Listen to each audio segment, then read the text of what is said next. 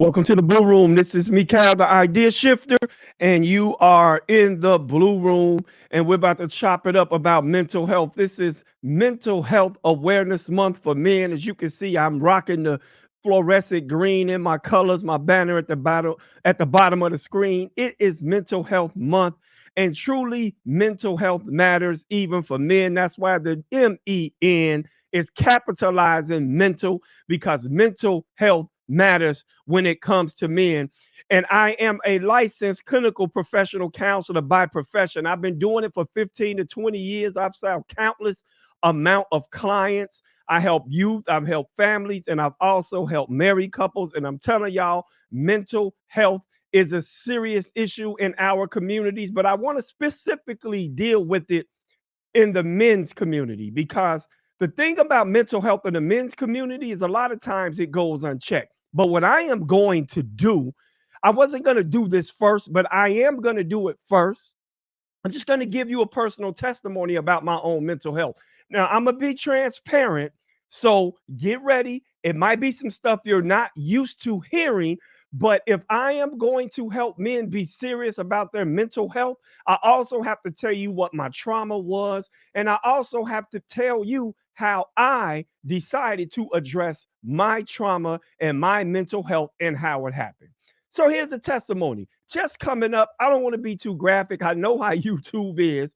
So basically, I was sexually abused by men and women, basically from the ages of 6 to 12. I don't want to get into it too much, but it's just a reality for me. That is my story. I was sexually abused from about the ages of 6 to 11 to 12, and nobody's to blame. It is what it is. It happened. But as a man, that trauma went unresolved in my life for a very long time. In fact, I don't even think I told anybody about it until I got in my 30s, actually. And I went along with this unresolved trauma my whole life, and it caused me some issues.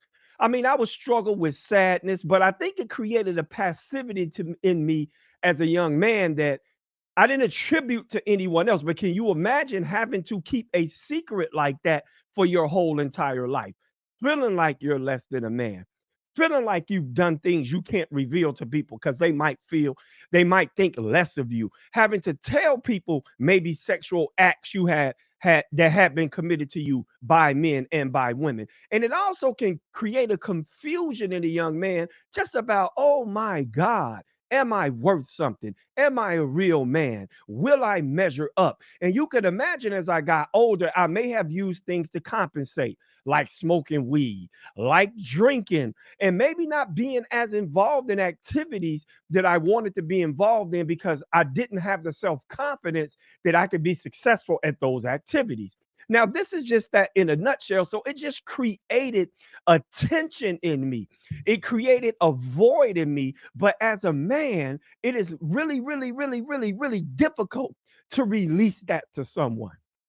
Okay. So, as far as my testimony is concerned, it caused me some issues, and I end up eventually getting diagnosed with two anxiety disorders.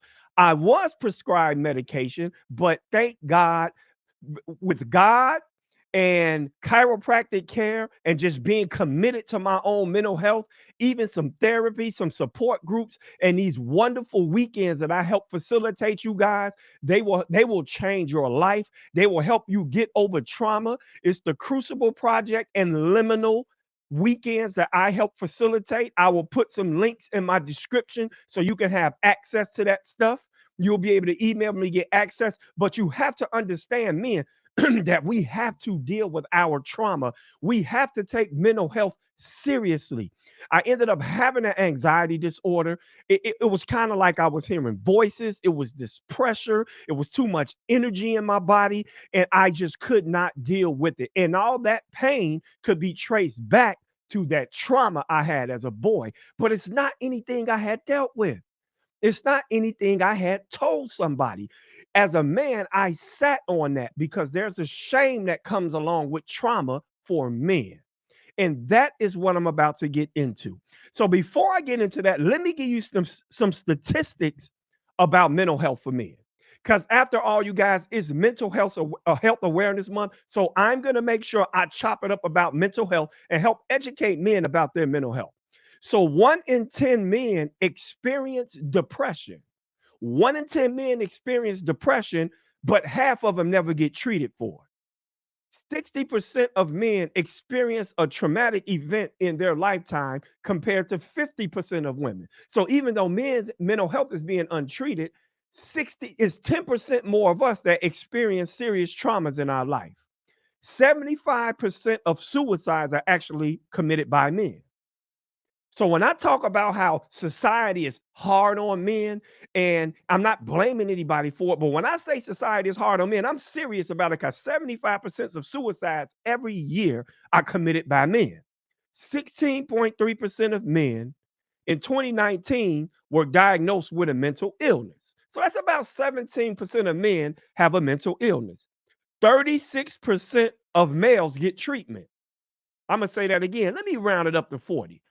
That means out of 100 men who have a mental illness, only 36 to 40 men ever go get treated. Can you imagine the effects that has on men, on mothers, on girls, on families, on communities? When out of 100 men, only 36 to 40 of those men actually go get treated for their mental illness. Come on, y'all, those stats are staggering. 22% of men are abusing prescription drugs. So if you line up 100 men against the wall, 22 of them are abusing prescription drugs. And statistics show that most of them started on those drugs because they had a mental illness or because they struggled from depression or they had difficulty concentrating. And then 20% of 20% of men will experience an anxiety disorder in their lifetime. But the thing is, only 36% of men ever get treated for their mental illness. And that's absolutely ridiculous. What does that do to our communities? And what does that actually do to our families? And that's what I wanted to give you in the first part of this. The first part is I have a testimony where I've suffered from mental illness, I've suffered from sexual abuse and trauma as a kid by men and women. I have suffered the results of sitting on that trauma and not going to get treatment. I didn't release that secret until I got into my 30s and I started attending community support groups and mental health groups, and I facilitate weekends to help men touch their emotions and get over that trauma. And those links, no descriptions will be in my links, but I'm telling you, man, mental health matters. We have to deal with our trauma. We have to be serious about getting treatment. We have to be serious about going to therapy. We have to be serious about finding support groups because before we get married, before we get women, and before we get children, we need to take care of all of this trauma and all of this storm on the inside of us. Because if we don't take care of these storms, this thunder and this lightning and this rain will flood every part of our life until it destroys it from the inside out and the outside in. And we will drown in our pain. We will drown in our misery. We will drown in our depression only because we choose to. And we never chose to get help. It's help, man. Those links will be in the description, and I have more confidence than ever that we're going to break the stigma of mental health as men. And that quickly ends the special of the first segment of the Blue Room podcast. Now I'm going to go into segment 2. I bless the mic because I got something to say. I rock headphones because I listen twice as much as I talk. And now I want to chop it up about the stigma of mental health in men. Now, the reason we have a stigma for mental health in men is because traditionally we've been the providers, we've been the protectors. We're supposed to provide stability in the home, we're supposed to be strong. The fundamental issue with this thinking as a man, I'm not saying any of it is not true. I do believe I'm a provider. I do believe I'm a protector. I do believe I'm the strength. I do believe I'm the stability. But the problem is as a man, when we take on that persona, it makes it less likely for us to admit that we're vulnerable. It makes it less likely for us to admit that we're weak. It makes it less likely for us to admit that we need help.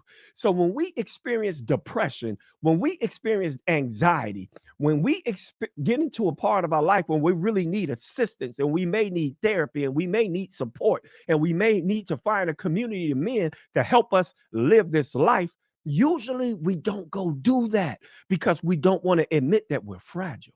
We don't want to admit that we're vulnerable. We don't want to admit that we need help. After all, mental illness can be debilitating because it is the most vulnerable a person and a human being will ever feel.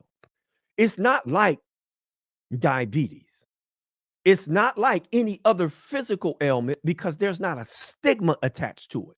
So, since men are already supposed to be strong, we're supposed to be protectors, we're supposed to be stable, we're supposed to have the answers, we're supposed to have the money, we're supposed to not cry, we're supposed to not admit fault because it makes us look weak. It's a chink in our armor. Like Superman is not supposed to have kryptonite. That's what's ironic about mental health matters. The colors of the mental health ribbon are actually green, and kryptonite is green. And men are not supposed to have kryptonite. So it is difficult for us to go get the help that we need. So we suffer in silence. We suffer sexual abuse in silence. We suffer depression in silence. We suffer anxiety in silence. And we end up drowning in our own silence, in our own emotions. And man, we got to break that stigma. There is nothing wrong with admitting that you need help. There's nothing wrong with admitting that you need therapy. It's nothing wrong with admitting you need a support group. It's nothing wrong with picking up your phone and calling one of your brothers like, yo, I need help. I can't deal with this anymore. And the reason why our families are suffering, the reason why our communities are suffering, it's not always because we're bad men.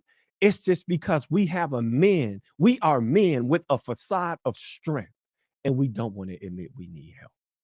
I'm telling y'all, we need help. There are resources out here for men just like me and just like you because I help provide those resources. I'm a therapist. I'm a clinical director. I facilitate weekends so men can touch their trauma. They can touch their abuse. They can touch their emotions and learn how to live life in passion, to learn how to live life from a space where they can be the men they want to be. They can love their wives, love their communities, pursue their passions, pursue their goals, and actually live in a state of inertia. That's the name of my LLC, Inertia LLC. That's what powers move your life that you are listening to. Inertia is a term that I'm coining because inertia in science and physics, inertia is an object that stays at rest tends to stay at rest.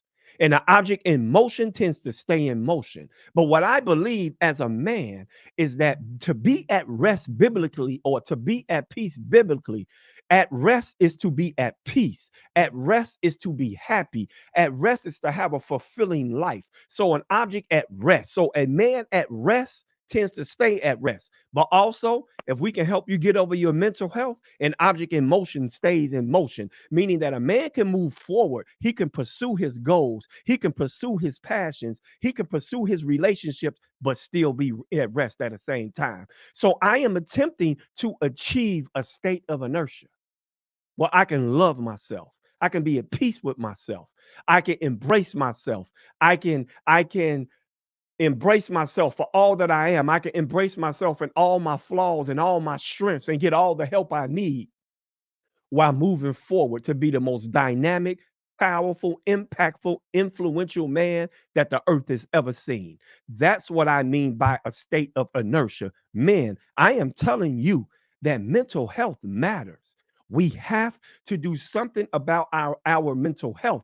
And the stigma is ridiculous because we're suffering in silence. We wonder why we have the issues we have. We wonder why we can't love our wives. We wonder why we can't love our children. We wonder why we don't accomplish goals. It's not because we're not smart. It's not because we're not competent, but it's also because we don't deal with our mental health. We do not address the issues that we are supposed to address because we're taught that we're strong. We're taught that we're all of that. We're taught that if we got to chase this money. We taught that nobody can know we have weaknesses. And I'm telling you, man, that's the wrong way to go. If you don't speak life to your storm, you will drown in that rain. I'm telling y'all, you will drown in that rain. So let me give you some quick solutions because this is just a quick special on mental health. I want to make sure that we as men understand that our mental health matters. And I believe that the color of that ribbon is green because it's kryptonite. Every Superman has a kryptonite. And if you ain't found your kryptonite yet, you will because that's just how life works. So I bless the mic because I have something to say. I rock headphones because I'm listening twice as much as I talk. And here are some solutions for you. Number one, you have to tell somebody. You have to tell somebody. You have to tell somebody if your world has been rocked. You have to tell somebody if you're depressed. You have to tell somebody if you feel like killing yourself. You have to tell somebody if you're inadequate. You feel inadequate. You have to tell somebody if you don't feel like enough. You have to tell somebody if you can't cope and you want to end it all. You have to reveal your weakness to somebody. You have to tell somebody. If it's not your wife, tell your friend. If it's not your friend, tell your barber. If it's not your barber, tell your doctor. But you have to tell somebody, man. If you suffer in silence, it is your fault. You are to blame for suffering in silence. So, first, you absolutely have to tell somebody. Secondly, you cannot be afraid to get help, man. You cannot be afraid to get help because if you are afraid to get help, you will never get better. You will never be the husband you want to be. You will never be the entrepreneur you want to be. You will never be the athlete you want to be. You will never be the chef you want to be. You have to get help. Call a therapist. Call a friend and get some information. Call your doctor, but you do need professional help. Find a community support group. Find a community of men that can walk with you. You have to go get help. That's number two. Without help, you will suffer in silence. And again, if you don't calm that storm, you will drown in the rain, and every body around you will get struck by that lightning because you're in a storm that you're too afraid to get help for. Number three, number three, you have to admit that you are weak. You can be a provider and need mental health counseling. You can be stable and need mental health counseling. You can be strong and need mental health counseling. I want you to understand that you have to admit that you need help. It is okay to actually lose that persona that you have to be strong for everybody else. Because if you can't be strong for yourself, you cannot be strong for everybody else. It is an impossibility to live your life and never need help. You have to come to grips as a man that you have to admit that you need this help. It's not wrong to need mental health help. It's not a weakness to need help with your mental health. It is not a weakness. Take it from me, a man who was diagnosed with an anxiety disorder, a man who used to be on medication, a man who had to go seek therapy, a man who decided to go to a community support group, and now a man who's not only trained to do therapy, but I also facilitate these weekends to help men do life together, to overcome trauma, overcome depression. I'm telling y'all, you have to do that. And number four, I want you to realize that things will get better, but only if you make the choice to do the first three. Only if you make the choice, the first, and tell somebody to get help and to admit that you have a problem, then number four is possible. Things do get better. Joy truly does come in the morning only because you deal with that stuff at the nighttime. I'm telling y'all, men, there is hope for you. I hope you get on the Blue Room podcast this month because we're going to be chopping it up about mental health, y'all. This is the Blue Room podcast. I am enhancing men by challenging their thinking, cultivating their spiritual and their emotional health and challenging them in all the areas that matters. That's mental health, that's money, that's faith, and that's family. I see y'all next time in the Blue Room. And remember, address your mental health this month. I'm going to have special guests on here so we can chop it up and give men the resources that they need.